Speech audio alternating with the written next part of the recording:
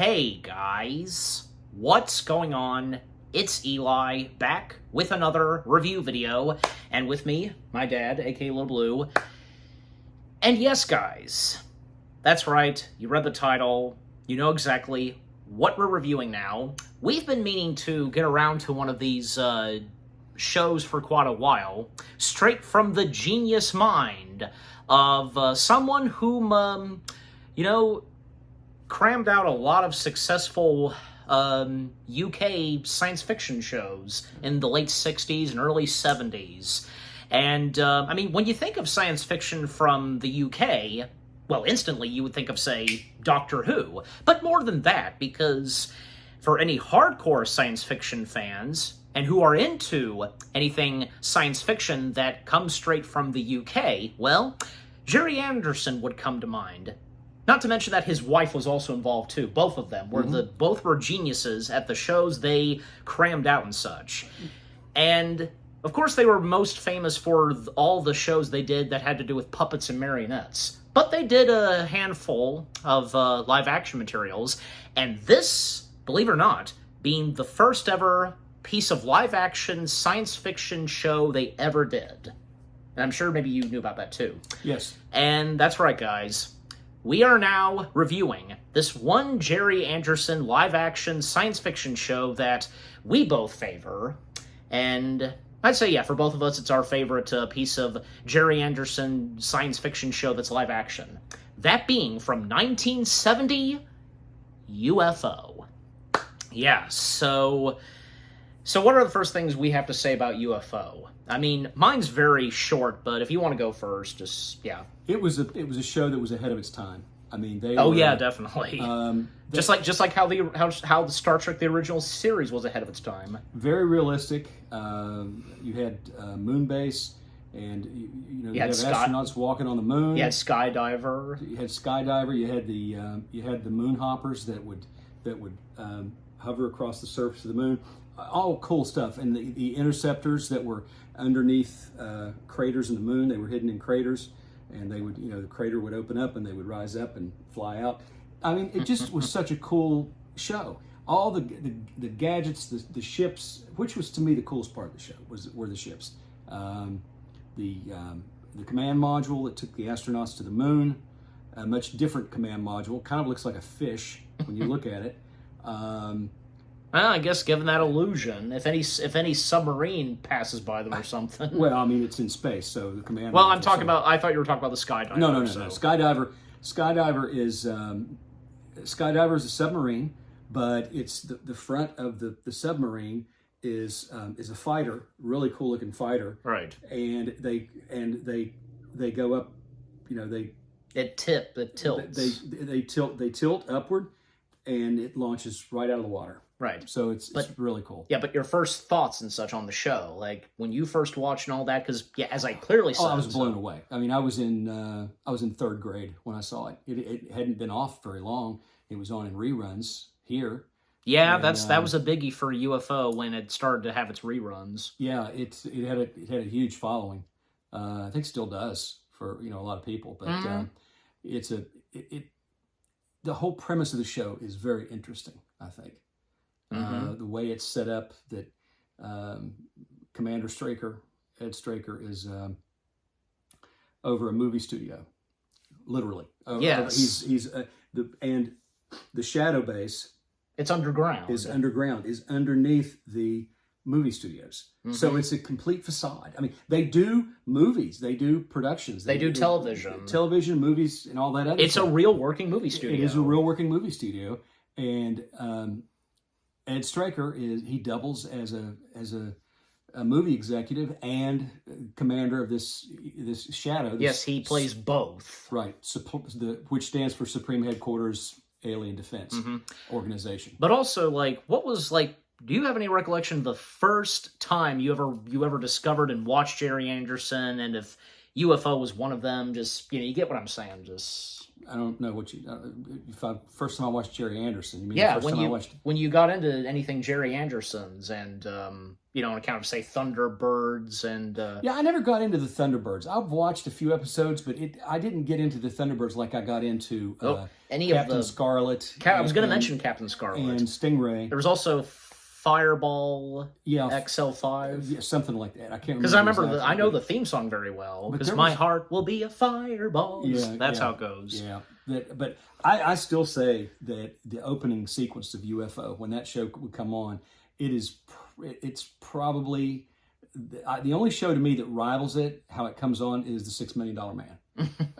I loved how the $6 Million Man. Well, came both on. coming out, both out the same decade. So Yeah, but it was, that UFO. It had, I mean, the music, everything. It's just it's the era that it was done in. It's the only goofy part of the show to me Of UFO? of UFO. The only goofy part are the ladies on the moon base that wear the short skirts. They have the purple hair, And they wear purple wigs. And when they go off duty, they take the wigs off. It's the dumbest thing I've ever seen in my life. But I just never got past that. They don't do that all the time. Take the purple wigs off. So No, but if you see them going to Earth, you'll see one of them go to Earth. Their hair is brown. I mean, it's not purple.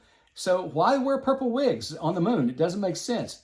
It was just one of those hip things they did back then. It was like a late 60s, early 70s thing to make it look groovy. Because UFO the time and setting of UFO takes place in 1980. Like, in the world of UFO, this is what the 80s is supposed to look like. Yeah, we never had cars that looked like that, and we sure didn't have those kind of gadgets that I know of. But we had, those. I thought those cars were so cool in that show. Especially Strikers.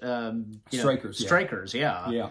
With the doors that open up, and Yeah, just the like how rolling doors. the DeLorean would do so. I saw a picture of that car somewhere. It was I saw it online somewhere, and it's junked now. I mean, it's terrible. It's like in a junkyard somewhere, and you could if you were going to refinish it would take a lot of work. Yeah, but let's now come to me. Like the first things I have to say about UFO, because for me. And my first introduction to anything Jerry Anderson was UFO.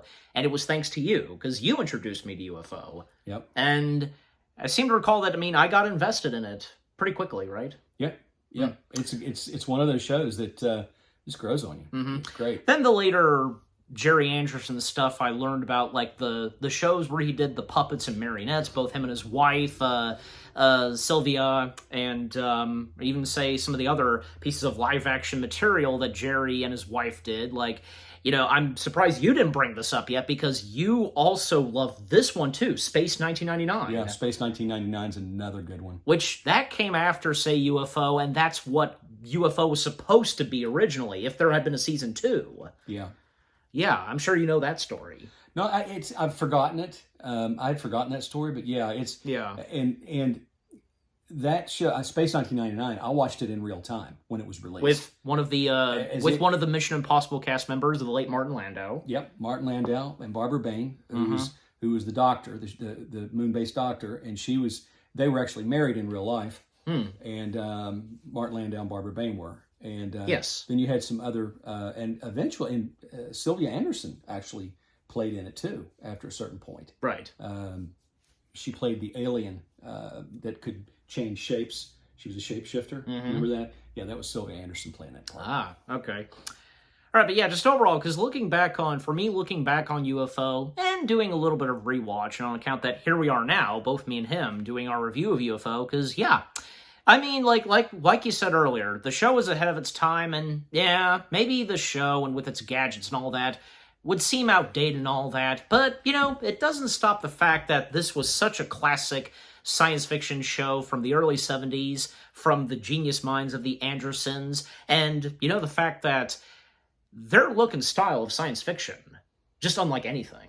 Yeah, it was, and the special effects were fantastic. They really were. A lot of practical stuff. I mean, you would look at those special effects compared to Star Trek, the original series. Yes. And how in Star Trek, the original series, they had the Enterprise strapped to a train on a round train track, and that's how they made it look like it was going around, orbiting the Earth. Yeah. I mean, that it was really kind of hokey looking. Now you watch it after they've done they digitally redesigned it, and it's fantastic. Oh, they're replacing it with a CG Enterprise. Yeah, which I love because it looks more realistic. However, like when, say, the later Star Trek shows came in the 1990s still doing practical effects, they did look fantastic. And most prominently in The Next Generation.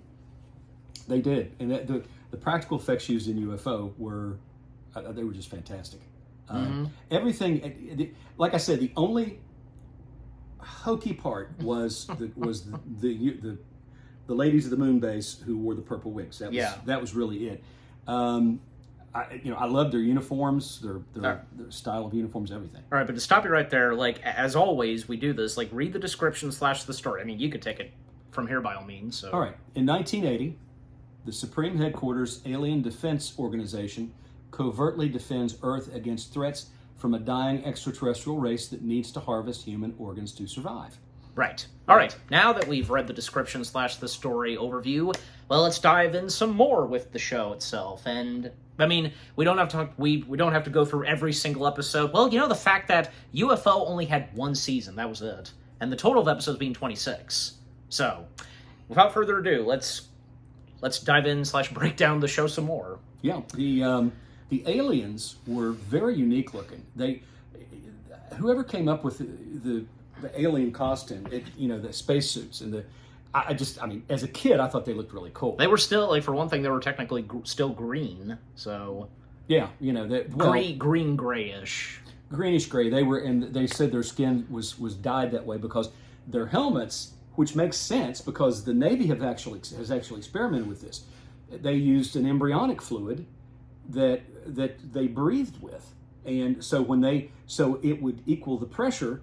When they would come to Earth or even walk on the moon, they would be breathing that liquid, and it,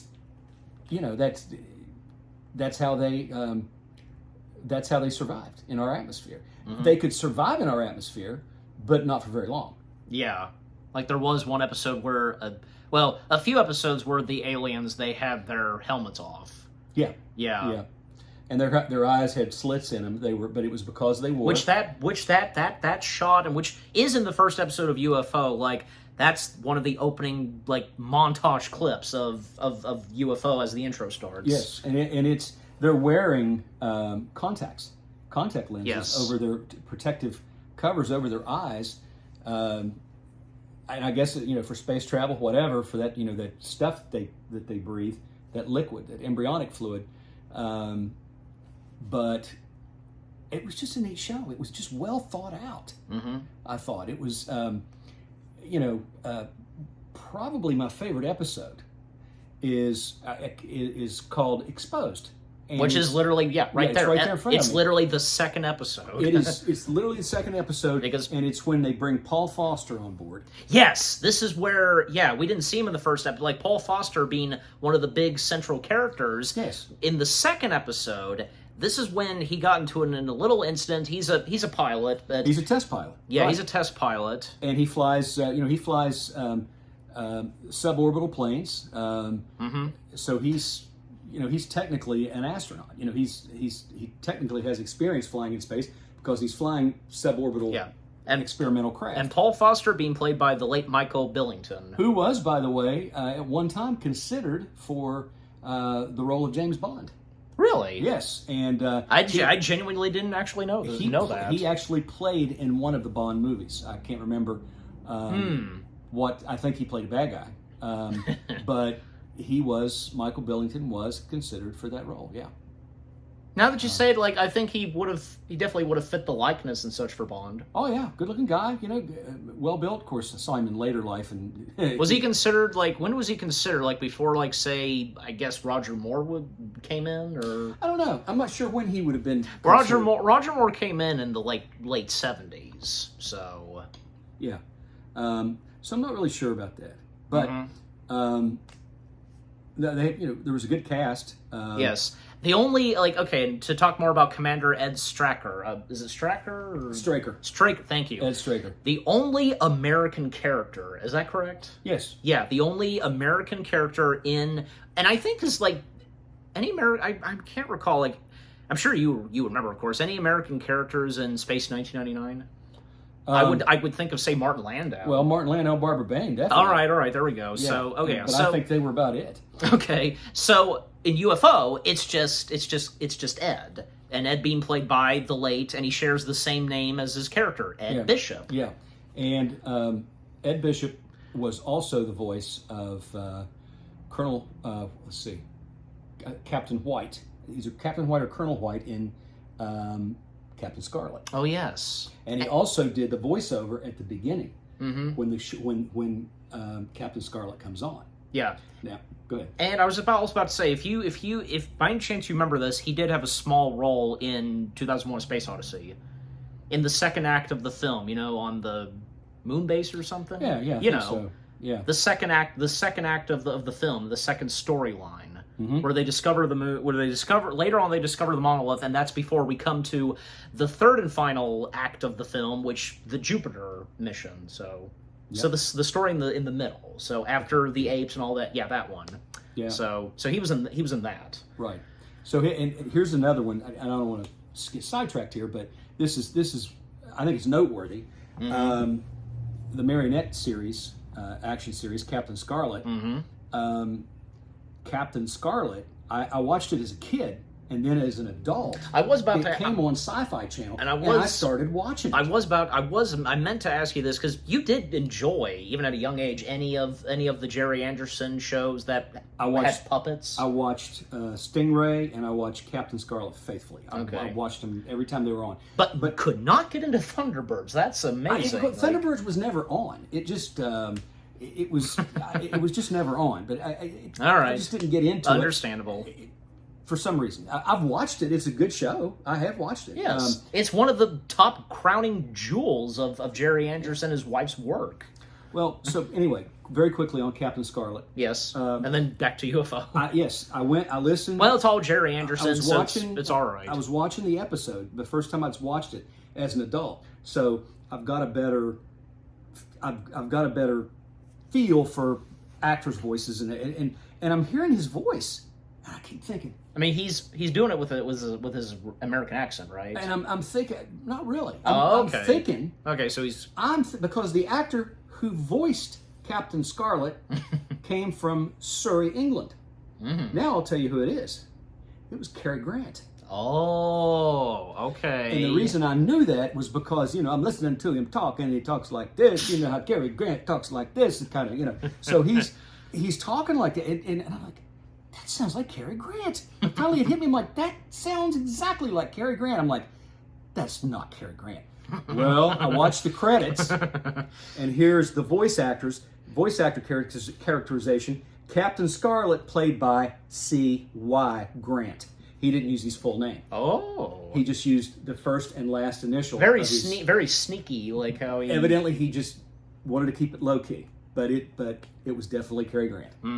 So I have a feeling probably he just didn't want to have everybody just to watch the show because of him, like be the top billed. Maybe if you get where I'm going with that. Yeah, I get where you're going, and that's. And if that's the case, then hey. Good on him. Very, very kind and sweet of him to do so. Or it could have been Jerry Anderson saying, "Hey, let's just use your first and last initial, your first name." Or if if both of them were in on it. So yeah, but I kind of think he did it out of a gesture of modesty. I do. I think that's why he did it. That's what. I'd like to think that. Either that, or he just didn't want anybody to know that he was associated with a marionette show. Could have been a little of both, actually. But I don't think it would have mattered. No, he did a good job because that show was already popular. So. It was. Yeah. It was. So back to UFO. Yes. The second episode, Exposed, was my favorite episode because everything that Paul Foster's character says in that, when he's figuring things out, he's piecing things together. And he's putting it all together. Oh yeah. And he knows that. And he will stop at nothing. Yeah, he is, because he knows he saw a UFO. He and his partner were in space. They were in suborbital flight. Yeah. and they see a UFO, and they they were right in the middle, unbeknownst to them at first, that Shadow was in action. Right. So Skydiver goes airborne, goes after it, but they're in the kill zone. So so Straker is talking to the company that manufactures the plane they're flying, and where they're testing it, and it says, "Get them out of there." That's and they can't. I don't know what the deal is, why they can't get them out of there, but what it is. But Foster he's taking pictures. He and his partner, they're taking pictures of this UFO, and he's just like, they're fascinated. They clearly see it's a UFO. It's a flying saucer, and so what ends up happening is they're in the kill zone.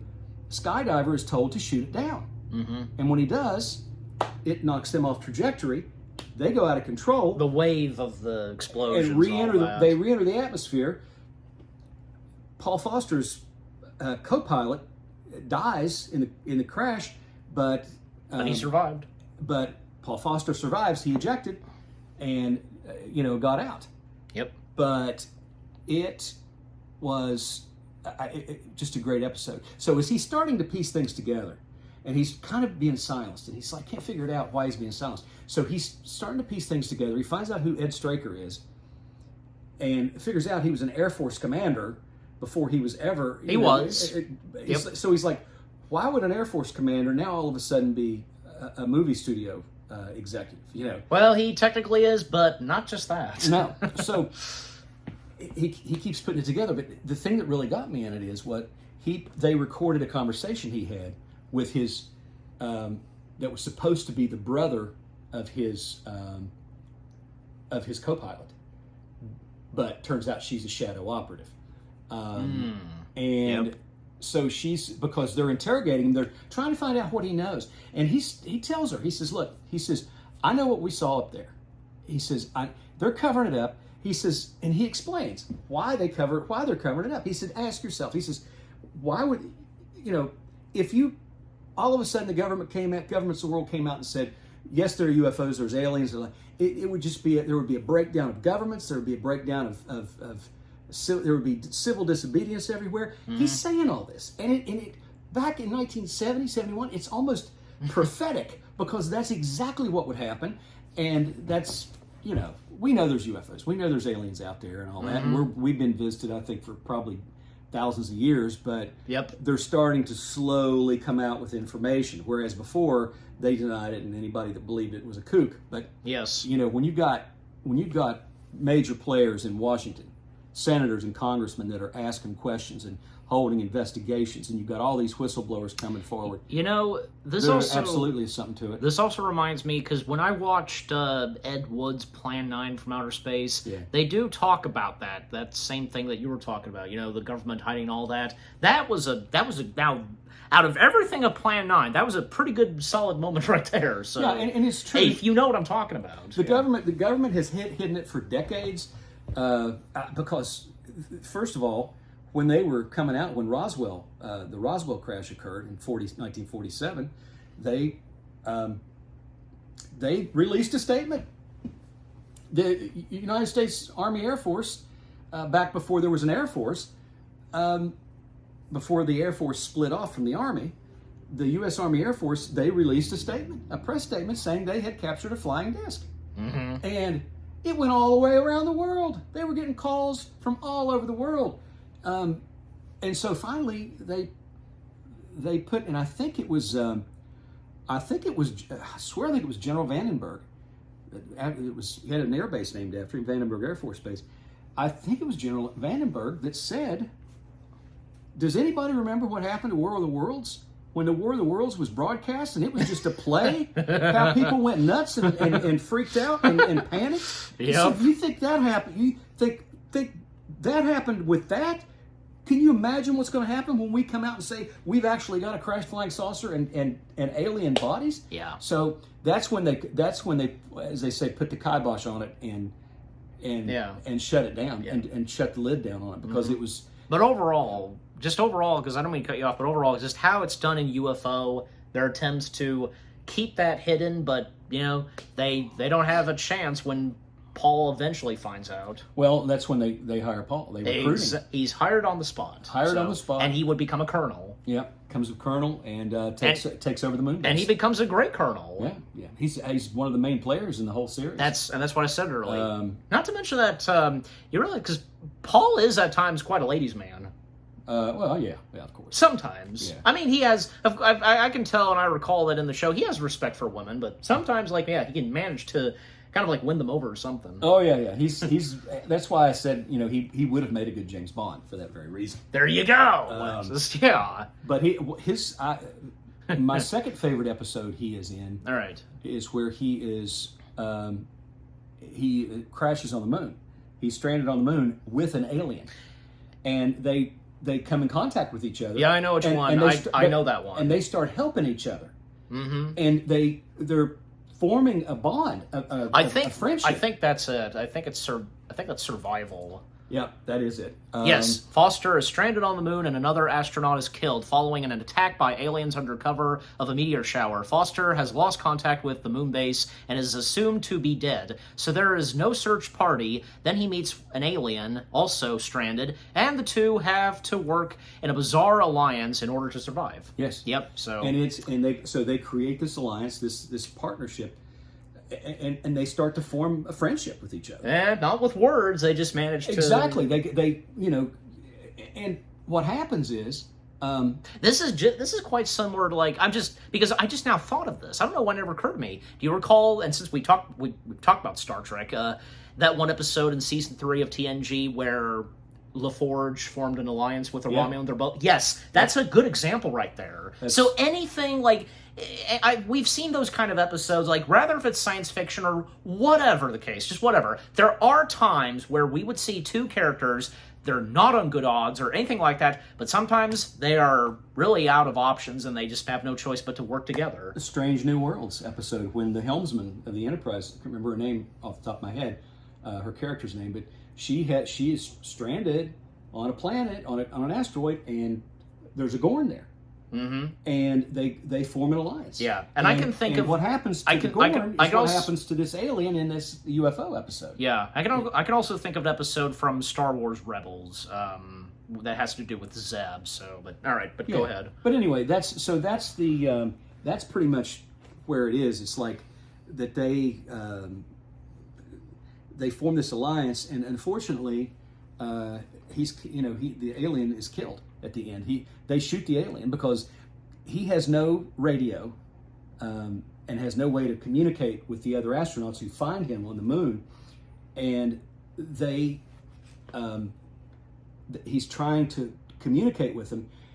And I don't even know if this is possible. Maybe it is. But the astronaut, Paul Foster's trying to communicate with him, and he puts his helmet up against his, and he can just barely hear it. And I'm thinking, I wonder if that even be possible, because sound doesn't travel in space. But maybe if you have two objects, like the helmet's close like that, right up against each other, the vibration, maybe you could hear it, and it's very faint. You can hear him say "alien," and that's when the alien appears, and they kill him. And you can Paul's just heartbroken because he had formed a bond with this alien, and who knows? knows? There could have been peace, Yeah, who knows if that alien, I'm sure as though, that alien was just about to be a good alien and such, Yeah, you just didn't know how it was going to end. If only he had not died, maybe there would have been a chance for peace. Yeah, exactly. Yeah, but nope. Well, the show's got to go on, so of course you got to have an enemy. So the war has to keep going. Yeah, exactly. So otherwise, you don't have a show. Of course, exactly. No threat, no show. So. Exactly. No alien threat, no show. Yeah. Also, one I do want to bring up, because you've so far talked about two. One I want to mention. I'm sure you remember this one, episode 5, A Question of Priorities. This is where we center on an accident that happened with Stryker's son. Thank you. Straker. Gotta keep in mind. Straker's son, and whom lives with Straker's ex-wife, Mary. And because I'll continue reading, because who has remarried. Stryker is having a day out with the boy, John, but ends in an argument with Mary and John. And John is run over and seriously hurt. drugs can be obtained to save him in America, and a shadowcraft is sent to fetch him. However, Straker gets an alert call to say that an alien defector which could do untold damage to Earth is in the range of the shadowcraft. Shadow can destroy the alien, but it means diverting the means to save John. Yeah, that was a gut-wrenching episode. Yeah, it was. I've seen it. It's not one of my favorites to watch either. I typically... I can imagine why. I have my favorites that I like to watch. That ain't one of them. We all do. Because I've seen them. I've seen it, and, it just, yeah. Yeah, and let's say, because there is a later episode of UFO where we get some background and origins between Straker and when he fell in love with Mary. Yeah, it's in that episode, right? No, it's in a later episode. Okay, a later episode, but yeah. Yeah, it's in a very later episode, which is, I think, yes, it's this one. It's in episode 22. Yep, I remember this one. Confetti check, A-OK. Yep. I remember that. Yeah. Do you have any, because I'm sure you have some good recollection, what's say on the character of Mary? I don't know. I mean, she's just a lovely woman, but... Yeah, but boy, she was a tough piece of work, Yeah. The fact that it was tough for Straker that he could not tell Mary what he was really doing. Yeah. And that would put a strain on any relationship. It really would. Exactly. When you're having to keep secrets like that, and you just, But the question is, do you think that how do you think that probably if he would have told her, how do you think it would have gone? Well, he couldn't tell her for one thing. No. But it looks like he could have told her, look. Yeah, Mary being played by Suzanne Neve, so yeah. He could have. It looks like he could have said, look, I work in the military and I have a top secret clearance. I can't talk about what I do. That should be. I don't see what the big problem is to mention that you're in the military. So no, but I guess it's and the fact that the military and and with what you said and on account of UFO, military and all that, even with the involvement of say alien interactions or anything like that, it's very complicated. Yeah, very complicated. The way I put it. So very so. No, it is. It is very complicated. Yeah, facts. Yeah. But anything else to say on that episode? And with Mary, just well, on those two episodes. No, those are two of my picks. There's others I can't think of off the top of my head, but yeah, but unfortunately, in that episode where unfortunately, with John in an accident, and well, Straker, he tried his very best, but the fact he had to be there on account of Shadow and with UFO activity, unfortunately, John doesn't make it. Yeah, and the way the episode ends is heartbreaking because when he comes back to the hospital, well, all that he obviously he gets the message right away when she comes out just crying and when she turns to him, I never want to see you again. Yeah, of course. Yeah. Anyways, also another episode to think of because we got to talk more about the characters, of course. Anything to say on the ladies up in the moon base? They were one of her. We of course have to acknowledge. I think one of the fan favorites, Lieutenant Gay Ellis. Yeah, Gay Ellis was. I was getting ready to played by her. Gabrielle Drake. Yep, lovely lady. Oh yeah, and I loved her character, but again, the purple wig thing just drove me nuts. It didn't bother me so much as a kid, but when I was an adult, when you get to be an adult, you start to look for explanations. You start to ask more why questions. Why this? Why this? Why this? Why this? So I asked, why are they wearing purple wigs? I had kind of forgotten about it from the time I was a kid. Yeah. It was like from when I used to watch Batman as a kid, and then I see the Batman movie after I'm an adult, and I hadn't seen the Batman series or the movie for a very long time, and I have to ask the question, why is it when Batman hits the shark, it sounds like a volleyball? Well, because the shark, it's a fake shark anyways. Yeah, it is a fake shark, but it was supposed to be real. It was supposed to be real. Well, it is labeled as an exploding shark, so yeah. Anyways, it did that all right.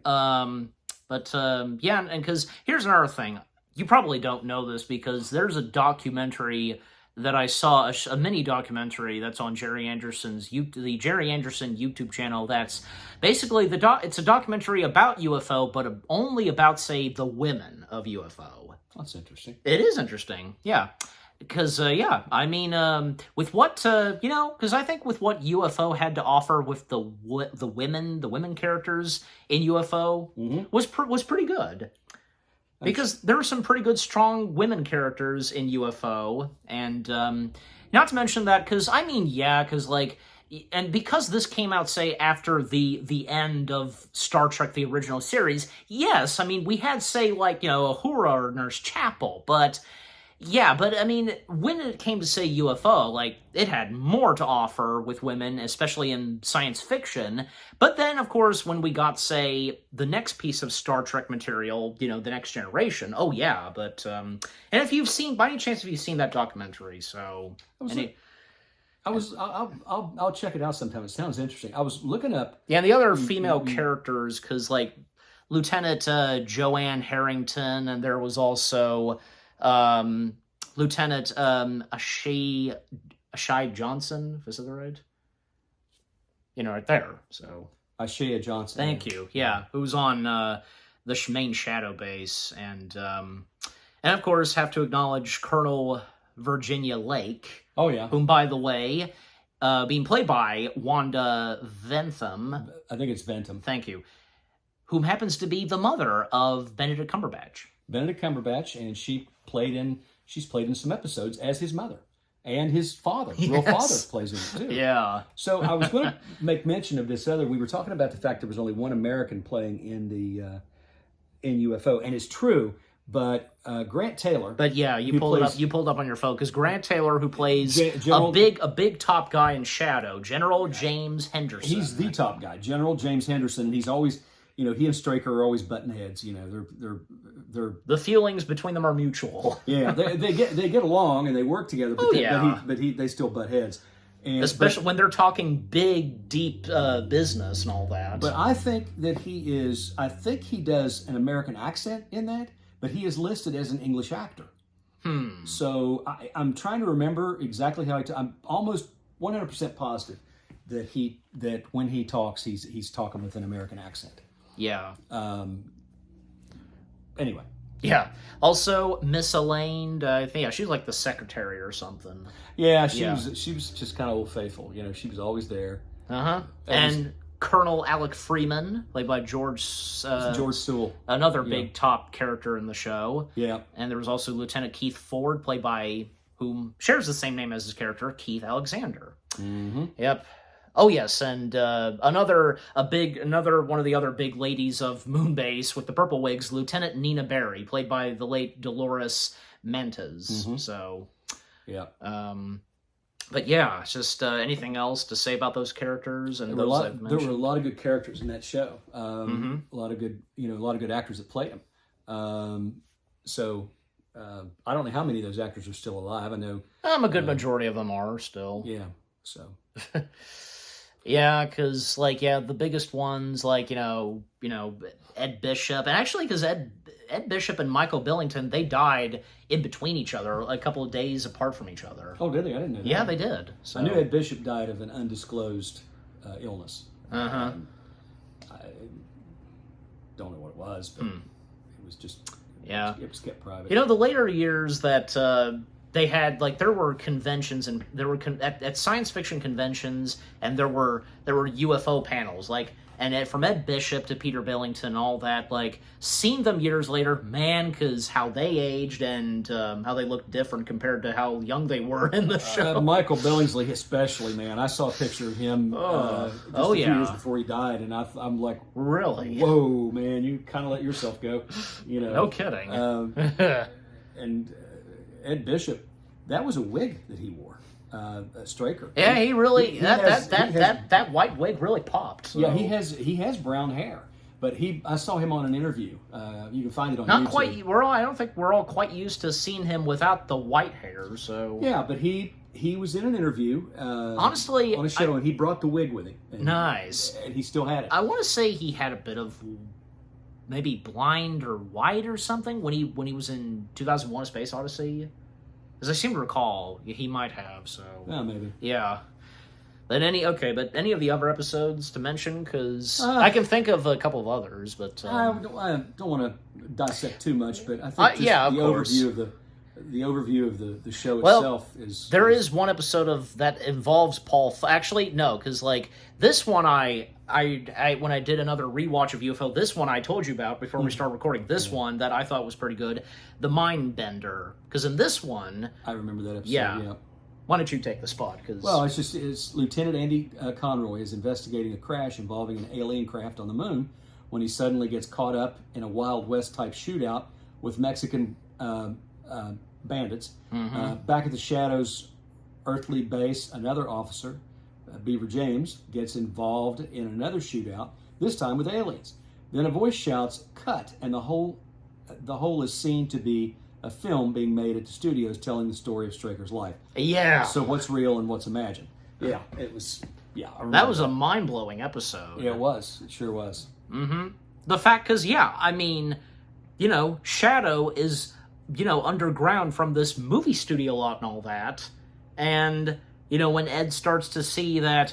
Yeah, and like we technically, I guess, get a little behind the scenes. We see the sets of the show itself. Skydiver, Moonbase, and all that. It's just it's a very interesting episode.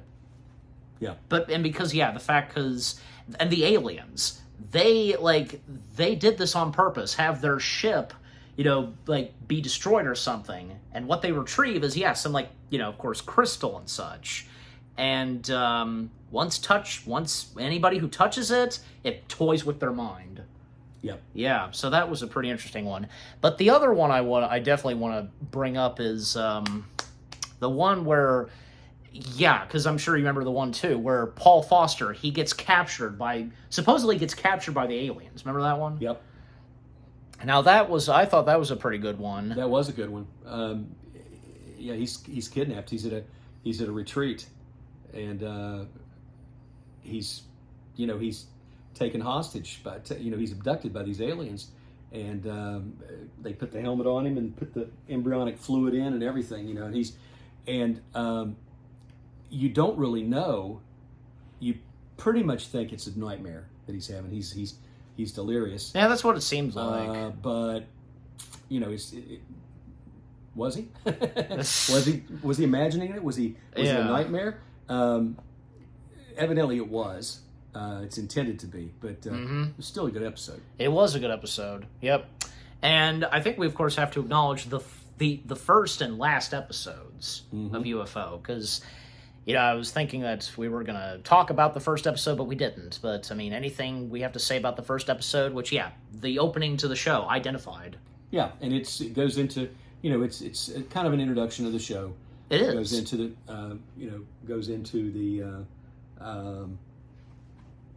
the whole reason of being for Shadow, what Shadow is, and what it represents, what they do. Yeah. And they find the body of an alien, and that's actually the body. That's actually you see that in the opening sequence. As I explained, yep. It's a cool episode. It really is. Not to mention that the captain of the Skydiver, who was flying the ship of Skydiver, he shot it down. Yes, but he also had a loss in the family. His sister, and they had an encounter with an alien. Yes, that's one of the first. That's one of the opening scenes of that show. That is the opening scene of the show. I mean, it's like right there. Golly, and when they're running, how the drums play. Yeah, golly. Yeah, it's pretty cool. Yeah. And it builds up a lot of tension. The weapons that the aliens use, the way they sound like actual guns. Oh, they do. I love their guns. They were like almost like machine guns. Yeah, they work like proper machine guns. Yeah, and you're thinking, why would aliens have machine guns? But I guess it's whatever ammo they use. It's the kind of technology they have with weapons. Why wouldn't they use plasma rifles or something? Or laser guns. So yeah, but that was the first episode of UFO, it did not disappoint. What a great opener for the show. Oh, absolutely. Yeah, and the final episode, because when I did another rewatch of UFO, and before we recorded our review, because I obviously had to check out the last episode, of UFO, and I'm sure you have a good recollection of this one. Vague recollection. Yeah, because the long sleep, because apparently 10 years after Straker accidentally knocked Catherine Frazier down in his car, I'm reading the description / the stories, just so you know, guys,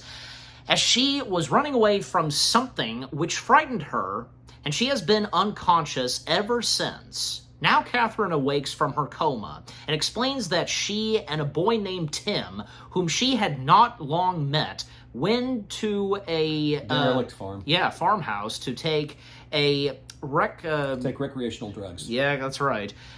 There they saw 2 aliens planning a bomb, and the couple ran off, and Catherine into the path of Straker's car. And Tim, she understood to have fallen off a roof and died. However, he was taken by the aliens, who took him over and is now back, looking no older than he did 10 years ago, and about to set off the bomb that, when 10 years ago, they were at that farm, and because they were on those drugs, they witnessed 2 aliens planting a bomb down below a farmhouse. Right. So that was an interesting. I remember now. That was an interesting episode. It was. That was an interesting episode. Yeah. Yeah, because it's come back to, I guess, haunt Straker because he hadn't heard anything else in 10 years of when he hit that woman. And she had been in a coma for 10 years. Now she's awakened. And the many questions they can try to get from her about what happened 10 years ago, and that she encountered aliens, and they planted something. She took like a cylinder that was planted in the bomb, and yeah, it's very interesting. And their attempts at first to try to locate every single farm that could possibly be in this area and all that. And eventually when they get more questions, and there's this like injection, that they put in her, and it actually helps provide more answers and questions that come out of her, yeah. And I had a good feeling, and I was like, okay, I think I get this now, because obviously with Tim, Tim is alive in some way. And when we see that Tim, who had been been spying on her and Ed, listening into their conversations, and when we discover that he's alive and he's under the control of the aliens in order to finish their business, their duty with the bomb they planted. And and then like to speed things up some of this episode, because once like say both Straker and Paul, they get to the bottom of this, and at one point according to Catherine, she threw the cylinder part in a boathouse. Well, when they find that boathouse still sitting there in that water, in that spot where a bridge is, Paul discovered that, the guy who owns that boathouse, he died just like maybe a little bit ago before he arrived. And, obviously Tim had shown up. And, because when they would locate where the bomb is, and on account of Tim, and they tried to, restrain Tim and all that, then eventually when Tim, he would fall and all that, well, actually, because it's like the aliens, like, turn off something, and like it just has Tim just collapse, and we see him, die once again, but he's, like, decomposing all. Oh, yeah. Jeez. Yeah. And then, they tried to dispose of the bomb, but eventually they have it be, thrown into space. And then when they come back to Catherine, well, she died, and she got old, which is very interesting. Just, but that, just overall, that was an interesting episode, and for that, unfortunately, that being the final episode of UFO. Great series. Loved it. Yeah, but you said there were 26 episodes, right? Mm-hmm. Yeah, there's a couple of more things we can talk about of UFO, since we've talked about some of the episodes, such like, first up, we gotta, of course, acknowledge the music that came from UFO. Music's great. Oh, and music is so memorable. And the closing sequence is actually creepy. The music and the way the camera pans back away from Earth. It's kind of creepy. Creeped me out when I was a kid, and kind of still creeps me out as an adult when I'm watching it. Surprisingly, not to me. Yeah, but it's cool. The music is just, it just makes it. Of course, like, we can't forget, like, those keys, like, dun dun dun dun dun dun dun dun, like, oh, it's so memorable. The way it's done in various ways, just IBM Selectric, which went away with, which died with the dinosaurs basically 30 years ago, 40 years ago actually. Okay. Yeah. And also, because here's another thing, because as you brought up earlier, the aftermath of UFO, and it started to have its reruns. And at one point, because UFO, and after season 1 wrapped up, and it started to have its reruns, well, it actually helped UFO become a very popular show, even say in the U.S. Yep. And it almost led the pretension for there to be a second season. It was bound to happen, and the second season of UFO would have been set in the next decade, the 1990s. There was already concept art and what was planned for the second season, how the future was going to look, in season 2 in the 90s. But long story short, and sadly to put it this, yeah, it just didn't come to be. Well, just like back in the early 2000s, probably around 2004, 2005, somewhere in there, there was they were planning a UFO movie, and it was going to be maybe you told me about it was going to be a reboot, and obviously evidently the funding dried up or something. I saw the concept art of the Interceptor, and it was cool, man. It looked really nice. It was a nice, they had really given it a good kick. Kind of reminded me in a way of the Viper that was on Battlestar Galactica. Kind of reminded me of that, but yeah, but it was really cool, and they had the cast. They were getting cast. The guy that was going to play Paul Foster, can't remember the actor's name. So you're okay. So basically, none of the original cast members. No, it was going to be a complete reboot, and I'd say if anything, it would have been a remake. So I don't know. Well, maybe, but their characters are still going to be the same, have the same names. The one that I can't remember the actor's name that that was going to play Paul Foster, but he would have been good. I mean, he was an American actor too. When you heard about this, because did you think that this would have been something? This would have turned out good? Yeah, but it was. If you got the sense of feeling that this might turn out to be pretty good if it happens. They even had a website. And the website just had one picture on it. They said more stuff coming, and then which of course that didn't come to be. It never did, because I think it was being privately funded, and it just fell apart. And I was about to ask, was there a reason it just didn't end up being made? Yeah, it was, like I said, it was funding. They just didn't have the money. Yeah. And obviously, Jerry Anderson's company, of course, would have been involved in this, right? I'm not sure if they bought it. They bought the rights to it. I don't really know how that worked, and maybe that was part of the problem. even by the time when Jerry passed away, yeah, exactly. But yeah, from say the plans and attempts to do a second season, and as you brought up, a potential movie. None happening, but just, yeah. But at the same time, not all of it, but some bits and pieces of Jerry Anderson, had kept on going. Thunderbirds came back in a brand new way, if you recall. It came back as a computer-animated show. Yep. There was that. And not to mention, does anybody remember this? If anybody's seen this, because there was at one point in 2004, this happened, there was a Thunderbirds movie that Jonathan Frakes directed. So yeah, there ended up being a movie of something of one of Jerry Anderson's shows adapted into a movie. Yeah. But sadly, that movie tanked hard. So I'm sure in the case of Jonathan Frakes and the cast, they tried their best, but the movie just had bad luck. Sure. Yeah, but that's definitely another story. Also, we didn't talk about this one character, and on account of the ships and practical effects, Sid. Yeah, Sid was the I can't remember what that acronym is, but Sid was I could pull it up. So it was the defense. It was like their line of defense. And alerting moon base and all that. Red alert, UFO on course. Space intruder detector. Yeah. Yes. So Sid was automated, but it was very sophisticated. Very sophisticated sensors, radar, everything that they could sense. I don't know who the voice of Sid was. Well, that's why I'm pulling it up, because obviously the voice of Sid would be credited, so... I would think so. Yeah. Just, and with voice, so...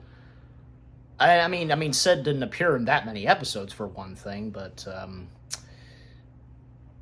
Yeah, but, because another thing about Sid, and while I'm looking for that... You look it up. Yeah, I'm going to look it up. I was about to say, because Sid was a live robot in space. Yes. Yeah, had a British voice, and came very in handy for Shadow. Not to mention, I think it was bound to happen in the show, which it did. Like, there was one moment where Sid did get hit by one of the UFOs. Oh yeah, I remember that. And when he got hit, like, Sid, like, his voice started to get deeper. I am hit. I am hit, just adrift, spinning around, and that was the start of that episode. The voice of Sid was provided by Mel Oxley, a BBC announcer and newsreader. Nice. Yeah, so he was good. He was very good. Got that great voice for when he did Sid. Oh yeah, he did. But yeah, so I'm glad we mentioned Sid. And by the way, because no matter, like, even in not every single episode, but the way, because as I mentioned about the way that one episode opened and when Sid got hit, any episode, not all of them, but certain episodes of UFO, the way they open, something very, shocking and just thrilling and so on. When that happens, then the letters would come down, the title of the show, UFO, and with the suspenseful music playing. Yeah, exactly. You know exactly what I'm talking about. I know exactly what you're talking about. Yeah. That was another great part, and just how some episodes, here's what I meant to say. It was some episodes of UFO would have cold openings. Yeah. And once that was finished, then the logo would show. The two letters, the three letters, they would come down, and that was amazing. Yeah, it was really cool. I mean, I tell you, because, UFO, here's another thing. It was quite good with cold stuff happening, dark stuff and everything. Oh, yeah, definitely. And sometimes, and as we talked a little bit about, because some episodes ended off on a sad note, and a sad/dark note. But some of the other episodes, they ended off on a positive note. So, yeah. But I think by this point, we've said all we've said about UFO. Yeah. We've said about all we can say. Yeah, but a wonderful show. Exactly. But now we come to our final thoughts and words, because why don't we start with you? Your final thoughts and words of Jerry Anderson's UFO? Way ahead of its time. Very well done. The special effects, it was just extremely well done. Yes. The writing, all of it, minus the purple wigs. And the look and style of the ships and all that. Yeah. From outer space or on Earth, skydiver. Just somewhere in the attic here at this house. Yes. Is a Viewmaster with a UFO Viewmaster slides. And they're really cool because they're 3D. When you look at them, it's like you see the ship and it looks like you can reach out and touch it. Yes, I know what you're talking about. I had a Viewmaster once. Yeah, I had probably one, the first ones. I mean, it's probably worth some money now, but yeah, probably. I found the UFO things and I had to have it, because back then we didn't have VCRs or anything like that. You couldn't, you didn't have it. All you had was TV and maybe a tape recorder if you were lucky that you could record the audio of shows, which I did several times. But no, that show was really, it really stuck with me through my childhood, and absolutely, I think it helped mold my personality, my love for space. Science fiction. Aside from having vague memories of watching Star Trek: The Original Series in the 60s when it was actually on, and I wasn't very old. It's only about 3 years old. But then when Star Trek, the original series, began to have its reruns... Oh, it was a different story. Yeah. Entirely. So, anyway, that's... Does the same go for the animated series of Star Trek? Yeah, I would say so. I love the animated series. That kind of whet my appetite because Star Trek wasn't out. And it wasn't out here in reruns. So when NBC did the animated series with the original actors doing the voices, it was the best thing in the world. Loved it. With the exception of not having Walter Kane back, so it was Chekhov. Yeah, that was the only difference. He wrote one episode for the animated series, but that was it. No Chekhov, which that's a shame. But because obviously Star Trek somewhere in, for when you started to love science fiction, but definitely it was, as you were saying, UFO is what really, as you said. Yeah, absolutely. By the way, I don't know if we know, because talking, one more mentioning about the ships and all that, do you have a certain specific favorite from UFO? Yeah, it would be Skydiver. Skydiver? Skydiver would be my favorite. Yeah. Okay.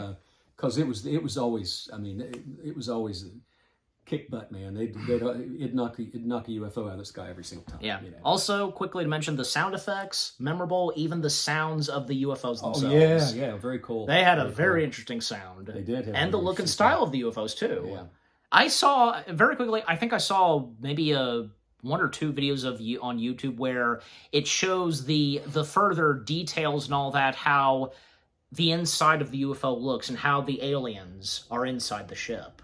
Because judging by the look and design of the UFOs, is obviously like, I don't know, it depends. Like, it's like very not that much crowded or something. You know what I'm saying? Just like yeah, I know. Very tucked in, but oh well. All right, but you've said your final thoughts words for me, because, yeah, I mean, I couldn't have said it better myself. Like you said, it's ahead of its time, but, just, again, doing a little bit of rewatch, a bit of rewatch and of UFO, and with what the first live-action show from the Andersons themselves had to offer, it did not disappoint. It was unlike any other piece of science fiction, even to come straight from the Andersons. Again, they had a very interesting, unique style and take on science fiction. Yep. And of course, that goes for UFO, all of their science fiction shows. Agreed. The way that UFO was done, with all of its 26 episodes, unfortunately just having one season, good cast of talents, good character-driven stuff, and we each have our favorite episodes, and the way the ships look, the whole thing on how the government works, and with how Shadow works, keeping it top secret of the aliens, the suspenseful, the cold moments, the music and score, everything that came straight from the Jerry Anderson's UFO, just unlike anything. Yep. And again, that goes for every single thing that Jerry and his wife brought to the realm of science fiction. Yep. To the science fiction genre, basically, on television. 100% agree. Absolutely. Okay, so, now how we rate UFO. We'll start with you. How many stars and so on? 10 stars. 10 stars? 10. Give it a 10. Wait a minute, don't I usually do 5? You do 10, I do 5. Okay. Yeah, you do. 5 stars. 5 stars. You do 5, I do 10. Okay, so there you go. 5 stars, and yeah, that goes for me too, since I do 10 stars. 10 out of 10 stars. So for him, 5 out of 5 stars, and for me, 10 out of 10 stars for Jerry Anderson's UFO. And what about you guys? What did you think of UFO itself? Was this one of your first pieces of Jerry Anderson material? You know, if you had been familiar with Jerry Anderson's work, seen any of his other shows like, Space 1999, Captain Scarlet, Fireball, or most prominently Thunderbirds? Do you have any favorite episodes? And if you had this, we had the entire DVD box set. Kind of, yeah, that's what it was, of the entire season of UFO. Again, favorite episodes and everything that came from UFO, your favorite ships and everything else, just, yeah. But overall, what do you think of UFO itself, with what me and my dad have had to say, our review, and yeah, what did you think of our review? Leave comments and give this review video a like, as always. And so, guys, with all that being said, we thank you very much for watching. We hope you guys enjoyed our review of Jerry Anderson's UFO. More review videos are coming your way. They're going to be awesome. Keep looking forward. And we will see you guys in the next video / reaction. Review, sorry. I said review. I said reaction review. Okay. And final words from you? Say goodbye and such? I must be off. He says that for me. Again, thank you for watching. Take care. And until, you can count on it. We'll review some more of Jerry Anderson's materials. I know you'd want to do, say, Space 1999. Definitely. Yeah. So until then, until we review more of Jerry Anderson's work, and also to mention his wife, both him and his wife, they both were responsible for everything they brought to life in science fiction. Until then, peace out.